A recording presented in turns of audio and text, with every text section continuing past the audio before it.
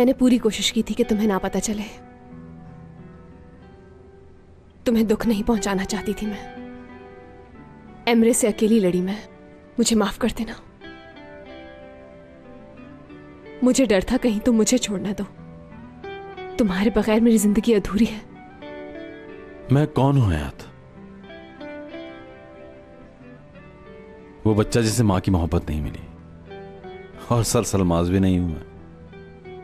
कौन हूं मैं आखिर? तुम मेरी जिंदगी हो। कोई खानदानी नाम मेरे लिए अहम नहीं है। तुम मेरा खानदान हो मुराद।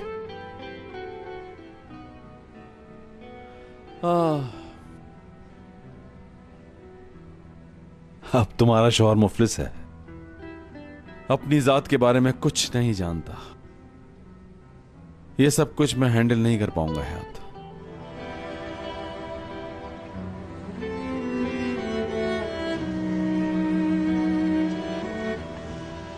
मुराद,